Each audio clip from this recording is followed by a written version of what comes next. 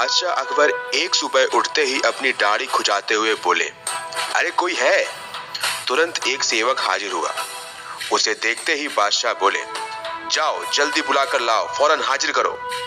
सेवक की समझ में कुछ नहीं आया कि किसे बुलाकर लाएं, किसे हाजिर करें।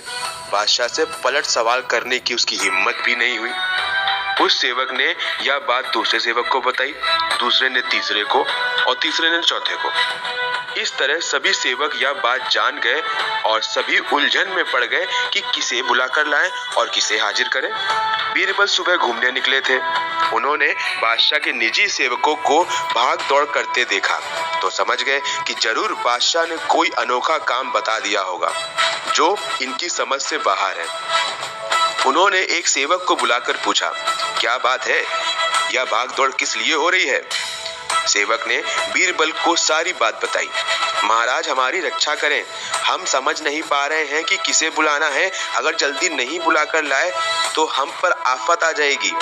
बीरबल ने पूछा, यह बताओ कि हुक्म देते समय बादशाह क्या कर रहे थे? बादशाह के निजी सेवक जिसे हुक्म मिला था उसे बीरबल के सामने हाजिर किया तो उसने बताया, जिस समय मुझे तलब किया उस समय तो बिस्तर पर बैठे अपनी दाढ़ी खुजा रहे थे। बीरबल तुरंत सारी बात समझ गए और उनके ओंठों पर मुस्कान भर आई। फिर उन्होंने उस सेवक से कहा, तुम हजाम को ले आओ। सेवक हजाम को बुला लाया और उसे बादशाह के सामने हाजिर कर दिया। बादशाह सोचने लगे, मैंने इसे तो बात बताया नहीं था कि किसे बुलाकर लाना है, फिर यह हजाम को लेकर कैसे हाजिर हो गया? बादशाह ने सेवक से पूछा, सच बताओ, हजाम को तुम अपने मन से लेके आए हो या किसी ने उसे ले आने का सुझाव दिया था?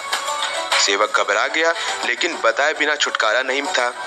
बोला, बीरबल ने सुझाव दिया तब जापना। बादशाह बीरबल की बुद्धि से बहुत खुश हुए और उन्हें इनाम से भी नवाजा। तो ये थी पहली कहानी जिसका नाम था जल्दी बुलाकर लाओ। यदि आपको अच्छी लगी हो तो शेयर जरूर करें।